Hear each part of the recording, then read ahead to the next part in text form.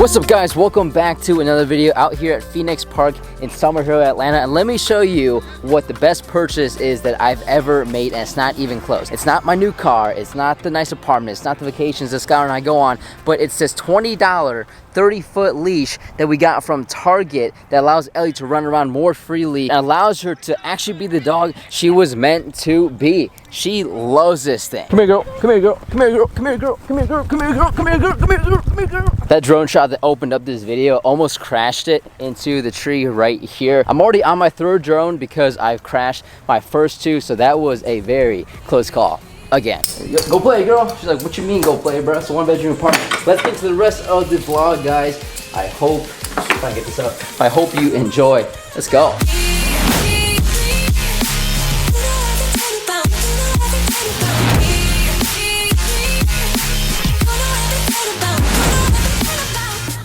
Alright, so for part of this video, Skylar is going to look up some random but deep questions and ask me, and I promise you that I have no idea what she's going to ask me, but I'm going to answer off the top of my head and hopefully give you some life advice from, I think I'm just an average dude, you know, just chilling and living life. So what you got? Alright, the first question is, what do you think the purpose of life is?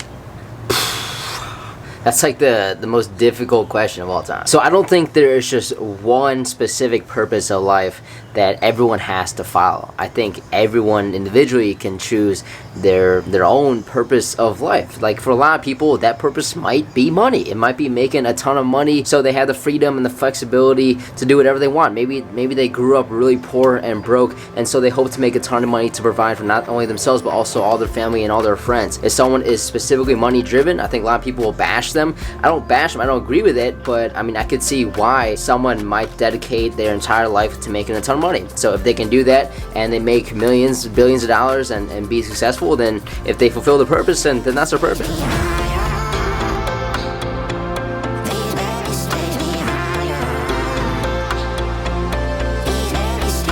For some people, it could be a life of charity, giving back, donations, right? If you're super religious, it could be living a life completely in conjunction with whatever God that you believe in. A life purpose could also be making your parents happy, right? Living up to their expectations. If they have a certain standard for you to live up to, maybe you find value in making sure that you meet those standards and hit the goals that your parents set. But for me personally, just to answer this question, it's like impossible, but I find a lot of value in purpose and helping develop the next generation of people underneath me. So I have a pretty massive family, and in my extended family I have a ton of little cousins, and I find so much value teaching those little 3, 4, 5, 6-year-olds how to play baseball and kick a soccer ball and read a book, teaching them life lessons along the way. I ultimately got into soccer coaching a few years ago because I realized I can make a direct impact on these boys' lives and ultimately be like a second either brother figure or even father figure to some of these kids. The world's future is obviously the people who are younger than you, so if I can have direct impact on those people's success,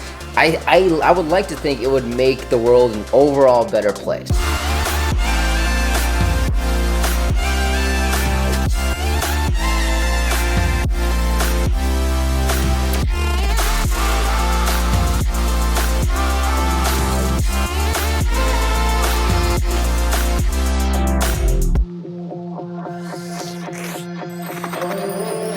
Last week was the last game, but this week was the last day here in West End with soccer in the streets, and yeah, I think I tore a hamstring for sure. Oh man. Really fun overall for the last day. The coaches scrimmaged each other and the players played some of their parents, brought in pizza for the guys, and ultimately took some team pictures. Saddest part was that I had a bunch of players tell me, hey coach, appreciate you having me, see you next season, and a bunch of parents were like, hey, you're gonna be around next season, right? And I had fortunately to tell them, no, I will not be here. It's been an absolute pleasure coaching your kid and getting to know you guys, but I will not be here. And a bunch of the kids were bummed, and I'm even more bummed than they are, but all a great experience. I can't stress enough how much I love coaching soccer. I think coaches, I truly think it's a gift that either someone has or someone doesn't, because it hardly pays anything and takes a lot of time and a lot of energy and a lot of hassle to coach right. And anyone who's up for that challenge to better these kids' lives and develop the next generation, I have a ton of respect for it. And probably the reason I coach is that I feel like I'm giving back and helping out to the community and giving back to what life has given me. Woo!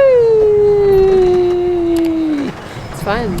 You ever want to feel like a kid again? Just hop on a swing. Oh, yeah. Love swings, bro. Love swings.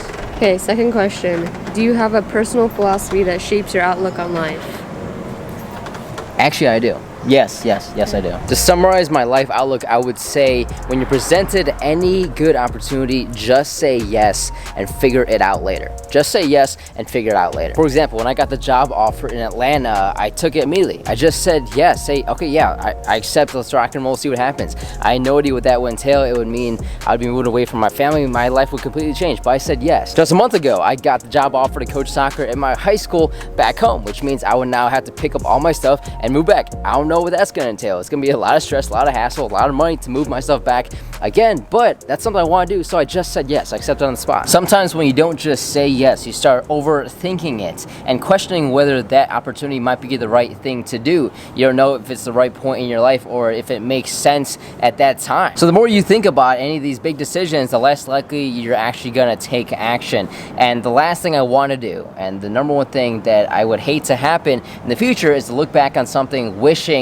I did it. I would much rather just say yes and figure it out later, and if I fail, then I fail, and if I fail, then I learn something and I learn what not to do next time. But I don't want to pass on a great opportunity because I think it's not the right time, or it's not gonna work, or there's a lot of unknowns to it. Hopefully that makes sense, and obviously it's different situations for different people. You know, sometimes you do want to maybe map out the pros and cons of any major decision, but personally in my life, that's how I like to live at this stage, and so far I think it's worked out pretty well.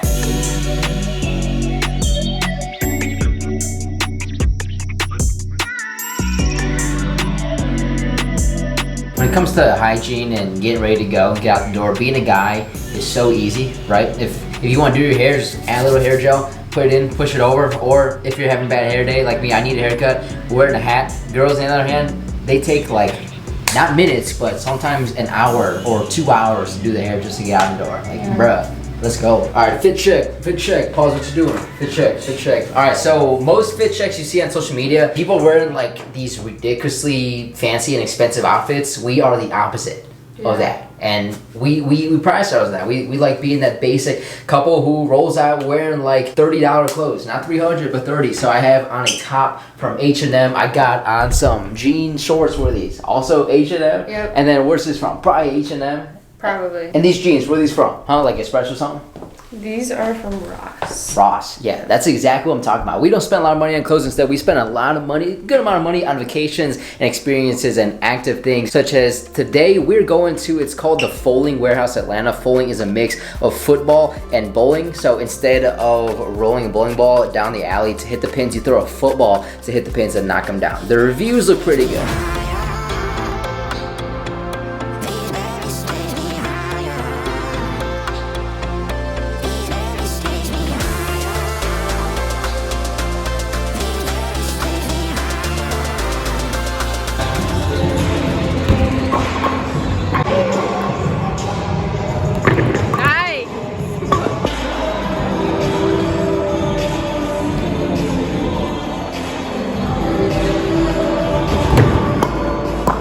All right, that place last night was pretty dope. You like that spot? Dude, my arm is like killing me right now. We probably threw the football a total of 200 times. My shoulder is on fire. It wasn't that packed, so if you want to be around a lot of people, is pretty dead, to be honest. But if you want to chill and relax and have a lot of open space, is the spot to go. Highly recommend it. We will be back. That's one of the spots where we're definitely going to go with another couple, because we would kick their butt. Oh yeah, absolutely, 100%. Oh yeah. Today we're actually at the Braves game. They're playing my hometown Cleveland Indians. Well, the Guardians now, but to us they'll always be the Tribe. Go Tribe. But one more question. What you got for me, babe? Make it a good one. What is something you do differently than anyone else you know, and why?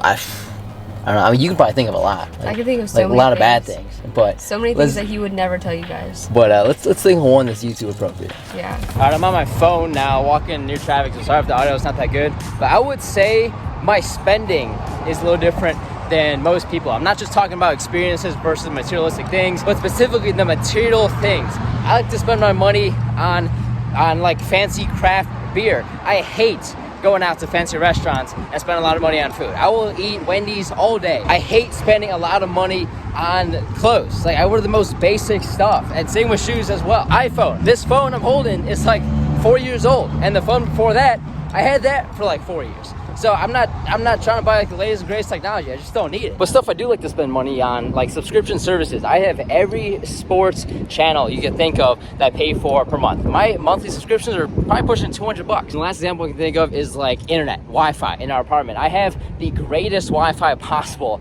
I think, that I'm willing to pay for because I want that high quality, high speed internet, especially when I'm doing my YouTube stuff.